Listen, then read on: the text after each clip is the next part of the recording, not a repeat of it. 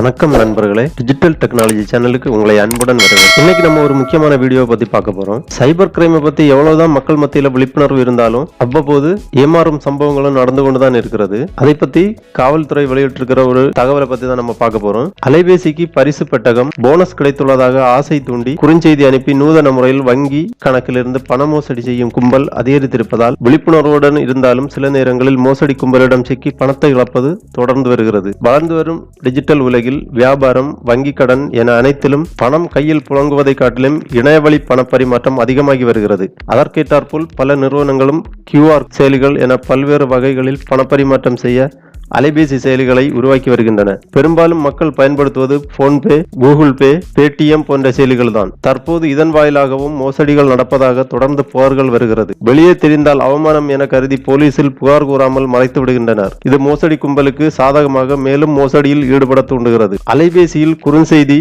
இணைய லிங்க் வருவதும் அதில் உங்களுக்கு பரிசு கிடைத்துள்ளது, பண பரிவர்த்தனை செய்வதற்காக கூடுதல் போனஸ் தொகை கிடைத்துள்ளது என குறிப்பிடப்படுகிறது.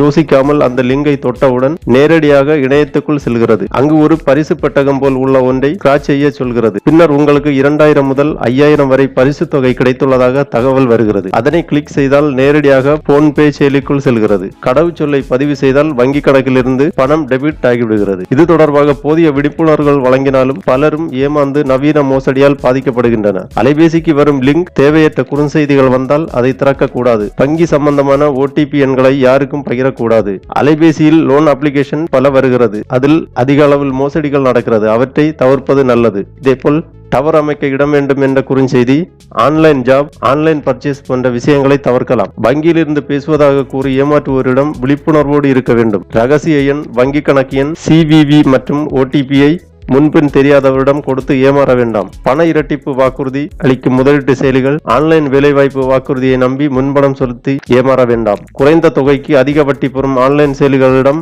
பணம் பெற்று ஏமாற வேண்டாம். இதில் மிகவும் கவனமாக விழிப்புணர்வுடன் செயல்படுவது நல்லது. ஆன்லைன் பண மோசடி நடந்தால் 1930 என்ற சைபர் கிரைம் ஹெல்ப்லைன் எண்ணுக்கு தொடர்பு கொண்டு புகார் அளிக்கலாம். மேலும் www.cybercrime.gov.in என்ற இணையதளத்திலும் 24 மணி நேரமும் புகார் அளிக்கலாம் என காவல்துறை சார்பில் தெரிவிக்கப்பட்டுள்ளது. ஓகே நண்பர்களே, இந்த வீடியோ பிடிச்சிருந்தா லைக் பண்ணுங்க, நிறைய பேருக்கு ஷேர் பண்ணுங்க, பயனுள்ளதா இருக்கும். உங்க எக்ஸ்பீரியன்ஸை கமெண்ட் பண்ணுங்க. டிஜிட்டல் டெக்னாலஜி சேனல் இதுவரைக்கும் சப்ஸ்கிரைப் பண்ணாதவங்க சப்ஸ்கிரைப் பண்ணி பெல் ஐகானையும் பிரஸ் பண்ணுங்க. ஆதரவளிக்கும் அனைத்து நண்பர்களுக்கும் நன்றி, வணக்கம்.